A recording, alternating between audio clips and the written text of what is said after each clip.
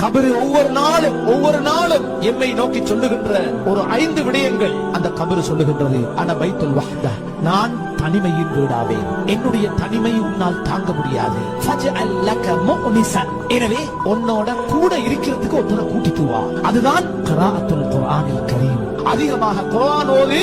என்னுடைய தனிமைக்கு அந்த குர்ஆன் உனக்கு துணையாக இருக்கும். அது சொல்லு, நீ பயப்படாதே, நீ தனியே இல்ல, குர்ஆன் நான் உன்னோடு இருக்கிறேன் என்று அந்த குர்ஆன் உனக்கு கபரிலே சொல்லும். அதே கபரு இன்னொரு தகவலை சொல்லுகின்றது. அன பைத்து துல்மா ஃபனவ்விர்னி பிஸ்ஸலாத்தில் லைல், என்னுடைய கபரு, என்னுடைய வீடு அது இருள் நிறைந்த வீடு. அந்த இருள் உன்னால் தாங்க முடியாது, அதற்கு நீ லைட் கொண்டு வரணும், லைட் செட் கொண்டு வரணும். அது என்ன? அதுதான் சுபஹுக்கு முன்னால தஹஜ்ஜுதுல இருட்டுல எழும்பி நீ தொழுகின்ற தஹஜ்ஜுடைய தொழுகை இருள் நிறைந்த கபருக்கு அது பல்பாக மாறி உனக்கு பிரகாசம் தரும் என்று அந்த கபரே சொல்லுது. வேறொன்றையும் கொண்டு வைத்து வெளிச்சம் எடுக்கிறார். மேலும் சொல்லுகின்றதான வைத்து துராப், நான் மண் வீடு, ஃபஹ்மினில் ஃபிராஷ், எனவே அந்த மண்ணுக்கு மேல உன்னால் படுக்க முடியாது, தூங்க முடியாது. நீ விரிப்பை கொண்டு வா. அந்த விரிப்பு என்ன தெரியுமா? அல் அமலு சாலிஹ், நல்ல அமல்களை உலகத்துல செய்துக்கோ, அது உனக்கு விரிப்பாக அமையும். அதுக்கு மேல நீ நிம்மதியாக தூங்கலாம். மேலும் சொல்லுகின்றது அன பைத்துல் அஃபாஇ, நான் பாம்புகளின் வீடு, பாம்புகளின் வீடு.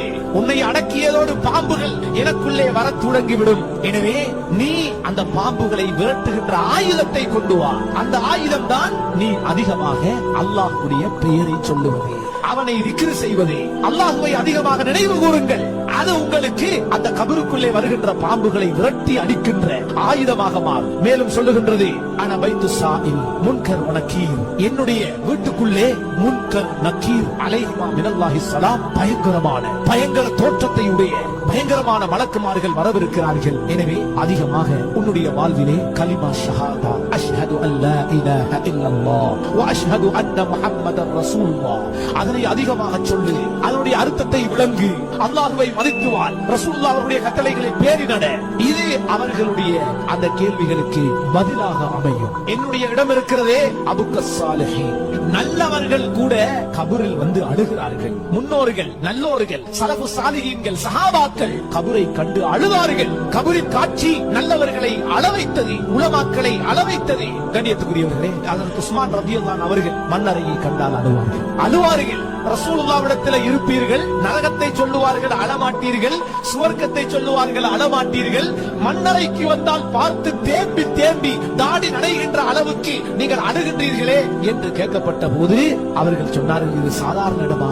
அவ்வளவு மனாசிலில் ஆகிரா, கபருதான் ஆகிரத்துல நாங்க சந்திக்கவிருக்கின்ற பல ஸ்டெப்ஸ். முதலாவது ஸ்டெப்ஸ் கபர். இங்க தப்பினா எல்லா இடத்திலையும் தப்பும், கபருல மாட்டினா எல்லா இடத்திலையும் மாட்டி நரகம் போய். எனவேதான் ஒவ்வொரு மனிதனும் கபருடைய வாழ்விலே தன்னை பாதுகாத்துக் கொள்ள வேண்டும்.